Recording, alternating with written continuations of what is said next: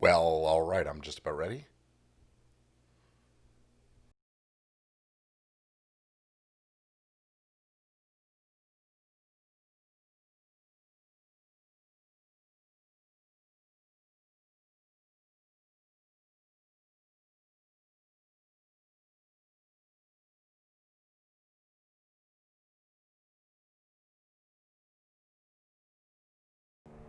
Hello, everybody. It's Gordon Firemark, the podcast lawyer. It is Thursday, the 13th day of August. It's 4 p.m. Pacific time, and as always on Thursdays, I am here to talk about stuff relating to podcasting and the law. And today is no exception. Um, we are, what's the word I'm looking for? We are waiting with bated breath. I don't know. Anyway, I'm looking at my rundown of scenes that I'll be doing, and these things are messed up. So I've got to, well, just bear with me as we do it. But I'm glad to be here with you, and I do have a few topics to talk about, plus any questions that you folks might have um, as you join the call. So please do jump in and submit your questions using the what you call it the chat, which I need to turn on so I have it in front of me here. If you have something to say, I would love to know that you're here and to say hello to you. So I know see someone's watching, so let me know what you're doing, who are you, and what can I do for you today. So we're going to be talking about what to do if you get a cease and desist letter, and we're going to be talking about mainly related to your title of your show. We're also going to be talking about what was the other item? Let me think. Let me find it. Something that came up in the copyright lawyer forums on Facebook that I thought was kind of interesting. That related, in this case, it was to live stream videos, but it also relates to podcasts, and I just want to share my thoughts on that. And then also another, like always, there's a music question. So soon as we come back from this little, what do you call it? This little bumper, I'll get started.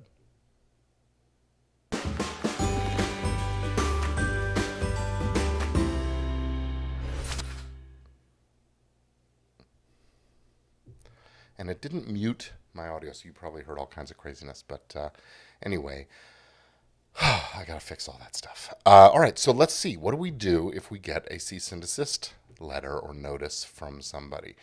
Well, first of all, what is a cease and desist? It is real. It is not the power of a court. It is not a court order. That would be a court order, an injunction, a restraining order.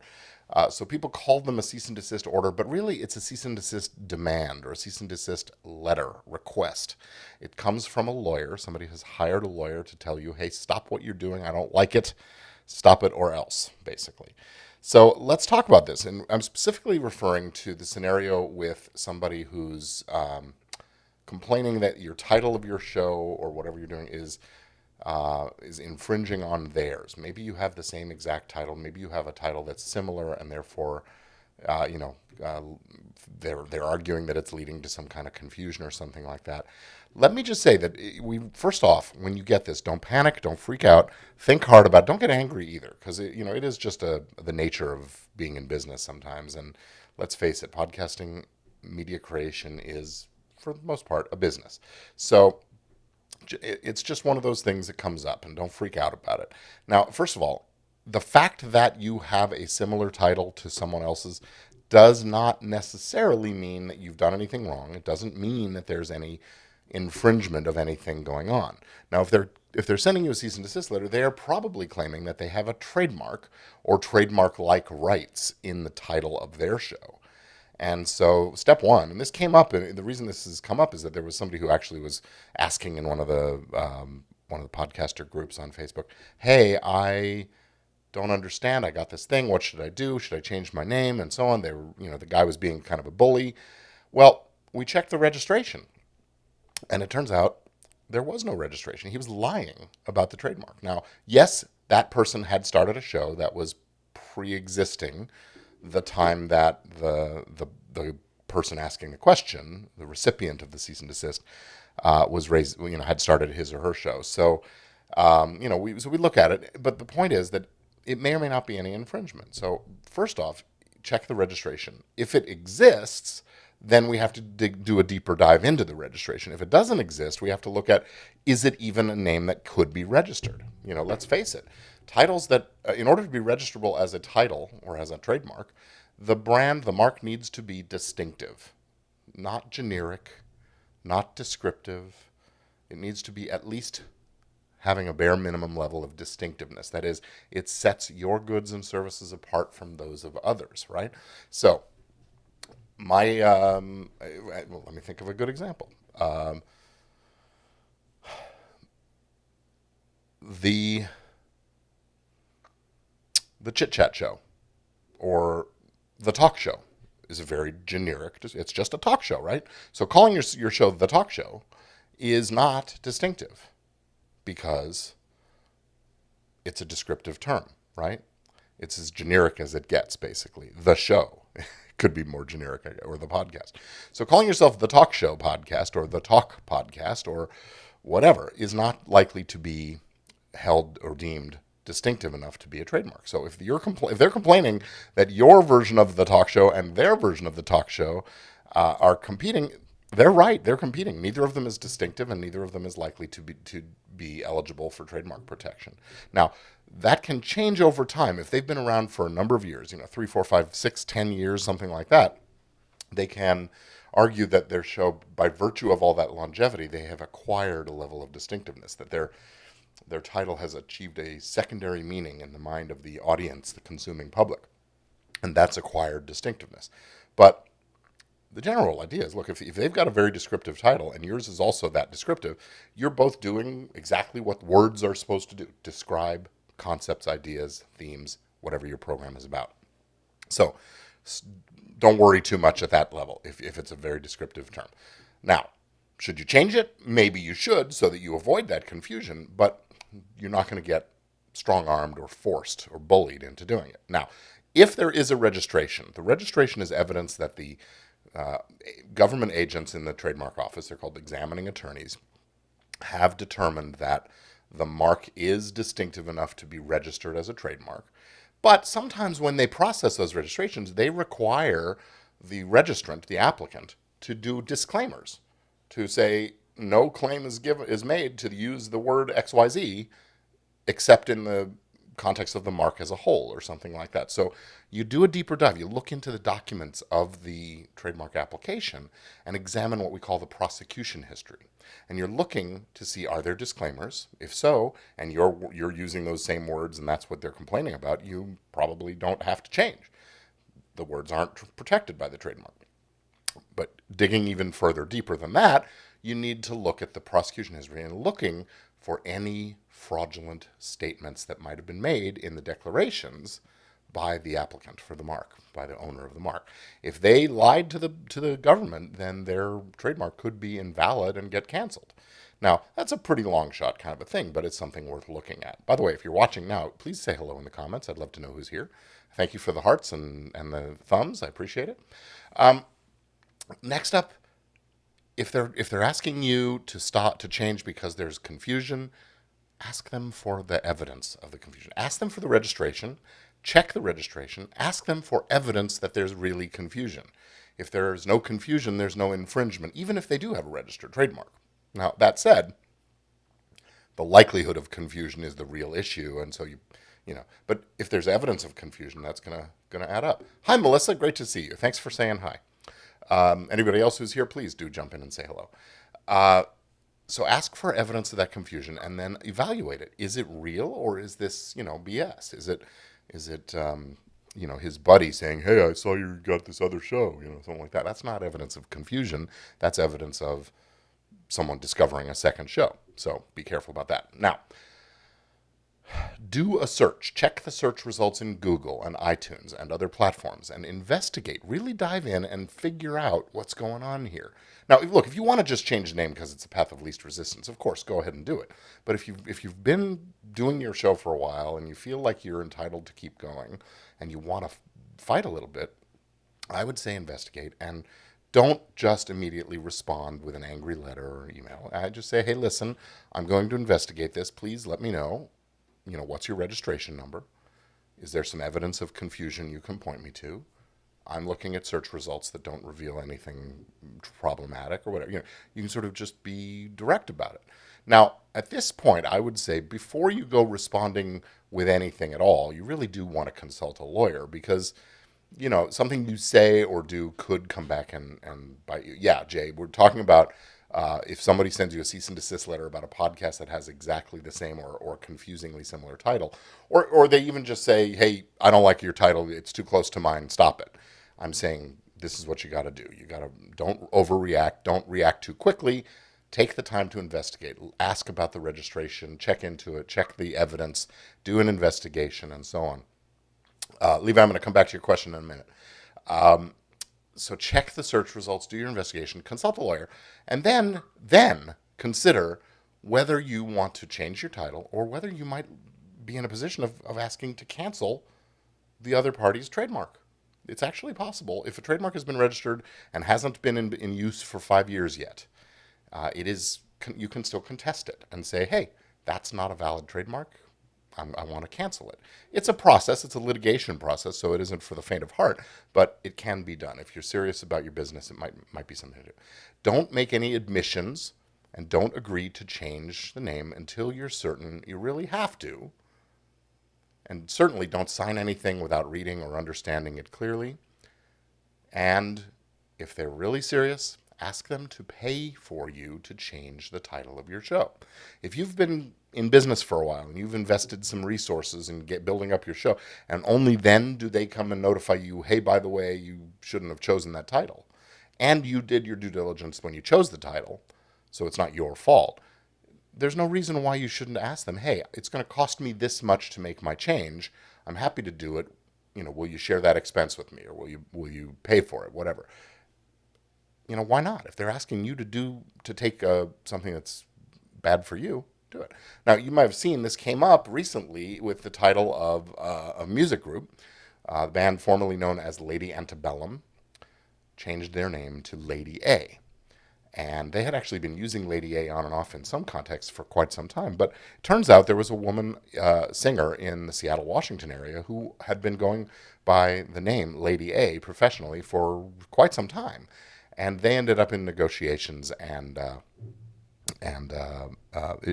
now it's blossomed into a lawsuit.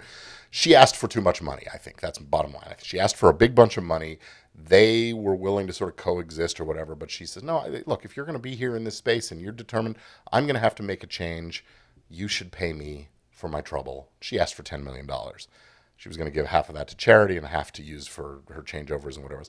They said no, and what they did was they filed a lawsuit against her. So if you are on the receiving end of something like a cease and desist letter, that is an option. You can sue first if you feel that they're not entitled to force you to stop or whatever. So ask them to pay for the cost, real costs of changing your title if it's appropriate, and maybe give you a little something for your trouble. But also ask for some time. Get some time to alert your audience to the fact that it's changing, so that they aren't freaked out when they all of a sudden are seeing this other show in their feed. You want to have some time for the transition. I would say 6, 8, 10 episodes if you're doing a weekly show, or 4 to 6 or 8 weeks would be a reasonable way to do it, so that you have enough time to let them know, here's what's happening, watch out for this, and so on. Get some time to alert that audience and use some disclaimers. Now, sometimes just a disclaimer is enough to dispel any likelihood of confusion. Hey, we're not associated with so-and-so. Might be enough to do it. And in fact, a lot of the fan, television fan podcasts do that, just to say, look, we are just fans. We love listening or watching this show, and we're a fan-based podcast about it. We are not affiliated with nor sponsored by the producers of the show, et cetera, et cetera. Those kind of disclaimers can be great. Again, you might want to talk to a lawyer about how to do that or what to say, but there you go. So those are my tips about what to do if you get a cease and desist letter about your show title. Now, let me come into the questions here. Levi Dub app. Do you go by Dub, I guess? I don't know. Does the trademark cover just the podcast or the merch? It really depends on what you registered. If you've registered a trademark for Class 41, which is the entertainment service, then it's going to cover the podcast stream entertainment services. If you also registered in Class 9, which is what I usually recommend for trademark registration, that's the one that covers the downloadable podcast episodes as goods. So that's that. Okay, great. So you're not covered for merchandise other than the download, or if you put it out on CDs or something like that. If you're going to make T-shirts and hats, that's a different class of goods or services under trademark, and you would need to register for that as well. And the registration can't issue until you're actually in use in commerce, making and selling those products. So you don't have to necessarily register right away, but if you're thinking you're going to do T-shirts or hats or coffee mugs or whatever, it might make sense at the time that you start your show or as soon as you decide to do it, register that as well under what we call an intent to use trademark. And that gives you about 6 months to get it into the marketplace and file proof that you're using it in commerce. It costs a few $100 extra to do that, but definitely worthwhile if you know you want to reserve the name. And especially if you're concerned that someone else is going to come along and start selling products with a similar name or design or something like that. So that's my take on trademark stuff and what to do if you get a cease and desist. Now, I think it's very important to protect your brand, your show title, by first off selecting a really distinctive title. Now, this is a situation where I'm going to say, do as I say and not as I do. I am the host of the Entertainment Law Update podcast. If that isn't a descriptive term, I don't know what is. Now, I've been using that title and producing that show for 12 plus years now. We're in our 12th year, so 11 plus years. No, it's 12 plus years. And so we have acquired that distinctiveness, and we do own a valid trademark. So I'm not too worried about that, but you can see that the title, The Podcast Lawyer, that's showing up on your screen or here on my shirt, I have a little TM next to it. That's because I'm claiming common law rights. I'm basically trying to put the world on notice that I'm using this title, and anybody who comes along after me and adopts it, is going to be on notice, and we'll have to deal with it, even though I can't yet register it. It needs to have the distinctiveness from that acquired secondary meaning. So choose a good, solid title. Register your trademark for your show title in Class 41 and Class 9, and then get out there and kick some butt with your podcast. That's my advice on that front. So, anybody have questions for me in the chat? Throw them in there, and I'll get to it. And in the meantime, I also want to talk about this situation that came up here. So this is from one of the copyright lawyer forums here on Facebook. So everybody in there is a lawyer who does copyright law and trademarks and stuff. And someone said, hey, I have a question regarding live streams and copyright registration. A prospective client has reached out regarding a series of live streams she participated in and helped organize along with other collaborators. She's concerned some of the collaborators will use the recorded live streams in the future without her permission, and now wants to pursue copyright registration. Any input on what ownership rights she might have in regards to the live streams. Now, this is dealing, of course, with live streams, but the same thing can apply in a podcasting space. All of the answers, all of the lawyers in this forum came back and said, look, you got to look at the terms of service of the site where you're posting the live streams. Facebook does have rules that specify some of this stuff. Whose account was it posted under? Maybe that's who owns it. But more importantly, she used the word collaborators. And when you collaborate, that is when more than one person come together to create a single work, a unified whole, like a podcast episode, like a live stream. Under the law, they are considered joint authors, partners, equal owners, co-owners of the whole thing. So if you and I get together and record a podcast episode, unless we have something else documenting that our intention is different, the world may very well take a look at this and say, hey, they're co-owners of that thing, the copyright in that episode. This is the reason why I preach. You got to use a release. You got to have a contract. Anybody who comes on your show, whether it's a co-host or a guest, anybody who comes on your show needs to sign something that expresses the intention. Hey, this is who owns this show. Now, if you're co-hosts and you intend to be joint authors, then say so that there can be no confusion. We're going to be equal co-owners. We're going to share responsibility for the expenses, and we're going to share responsibility or share the benefit of the revenues if the show ever generates any. That is what's important. I call it in the case of the co-hosting, I call it the podcast prenup. And if you don't intend to be co-owners, a podcast prenup can do that also. That's a host agreement or a co-production agreement. It depends on which one you want, different formats. And if you're having a guest on the show, the guest needs to say, I understand, I'm giving consent, I'm coming on your show, and I promise that I will not sue you. I'm everything I say is going to be, true and faithful and whatever. And you own what we do together. It's yours. Go do it with it as you please, forever and ever, anywhere in the whole universe, whether we know about it now or not, in any media and all that kind of stuff, in perpetuity throughout the universe, in any and all media now known or hereafter devised. That's why you need a release. And I say, use a written podcast release so you get all those things in every time.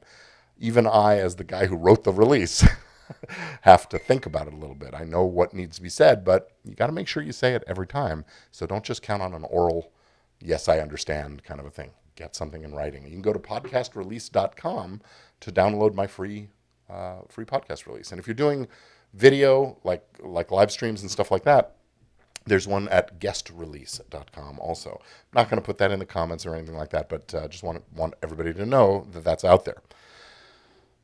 Any other questions? I got a few people here. If you're watching and you haven't said hello yet, please do. Whoops, I'm messing with things when I shouldn't. Every time I try to move the screen a little bit, I end up doing that. Okay. Next question.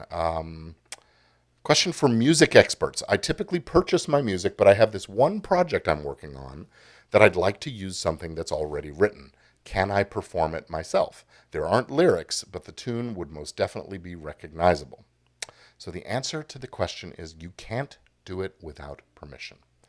You are performing a copyrighted work in public, allowing it to be distributed, making copies, all those things. Those are the rights of a copyright owner. So if you're going to do those things, you need to have permission. Now, I will say, as a caveat, if you're doing a live stream on YouTube Live or Facebook Live, and that song is already covered by a license that they've taken care of, you're probably okay. That may be different from what happens afterwards. Can you retain the recording on Facebook? Maybe not. Or on YouTube? Maybe not. So you got to be thoughtful about this. My advice is get the permission and let everybody know. Performed with permission. Say it in the notes, in the comments, so that if there is ever an issue, you can say, hey, performed with permission from, and the name of the owners, thank you, special thanks to, that kind of stuff.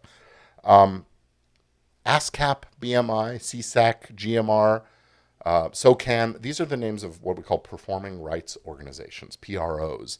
And they're in the business of collecting royalties for public performances of musical works.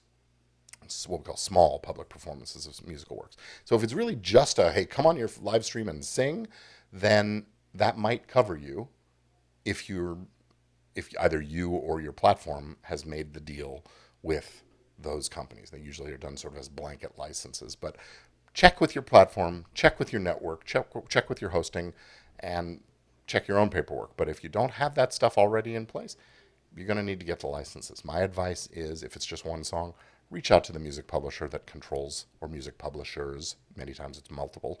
Reach out to them, ask for the permission you need. They may just give it to you, or they may charge you a fee. You're not making money from it. If you are making money from it, then they'll certainly want a slice of the pie.